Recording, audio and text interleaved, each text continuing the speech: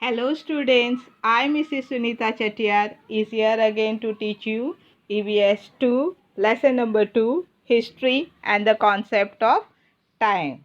Students, in the last two videos, we learned division of time and the timeline, common era or Christian era, time before the common era or Christian era, measurement of time and methods of measuring time. Now we will proceed further to study historical periods. We learnt in the first lesson that history is a science that tells us about events that happened in the past. The past is the subject matter of history. Means whatever that happened in the past is considered as history. In broad sense, the period of history goes back to the time of the birth of our solar system. Our solar system came into being about 4.5 billion years ago.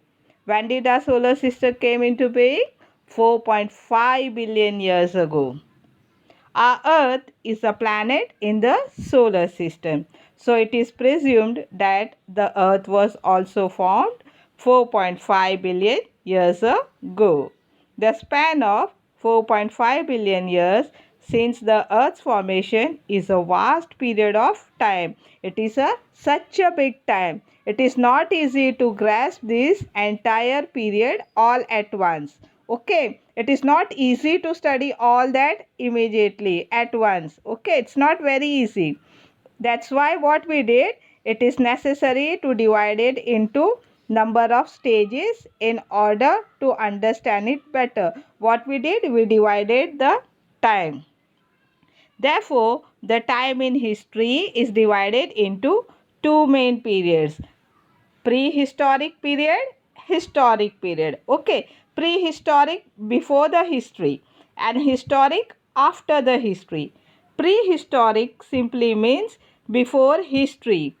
Prehistoric period is the period for which no written records are available by which to write its history. It was before history, so we don't know. We don't have any record of it. Okay. And second one is historic period, is the period for which written records are available using which we can write history. So we have got some records of it. From the historic period we started making the records, and so we have the records for it to write history. Scientific methods of measuring time and establishing age, that is grating. We are actually measuring time when we talk about today's date or day of the week. We have seen that there are various methods of measuring time. These methods allow us to identify a particular day, month, or year with respect to an earlier, later day, month, or year.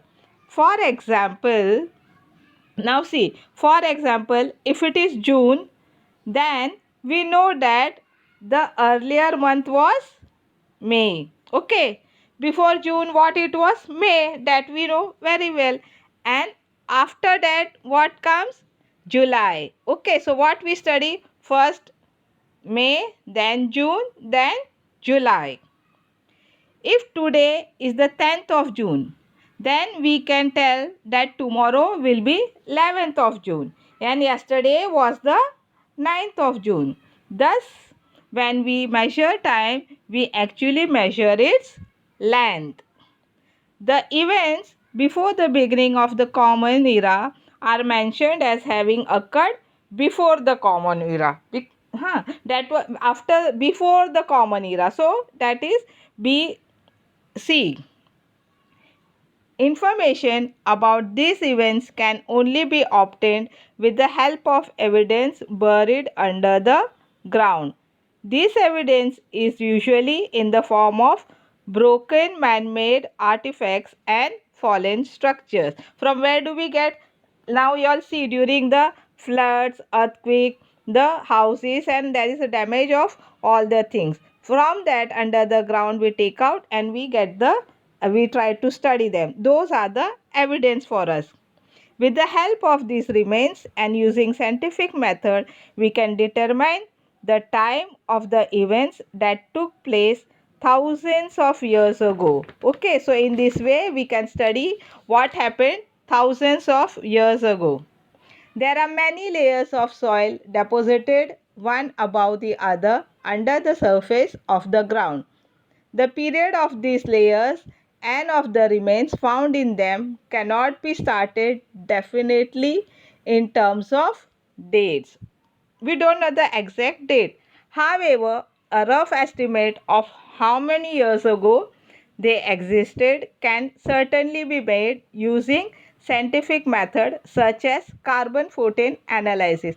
Carbon 14 analysis help us to make out a rough estimate, approximate estimate, something here and there few years ago or few years back. The other method is tree rings analysis. These methods are known as dating techniques. By using these dating techniques, we learn how old the layers of soil and the remains found in them are. Then we can determine their period of approximately.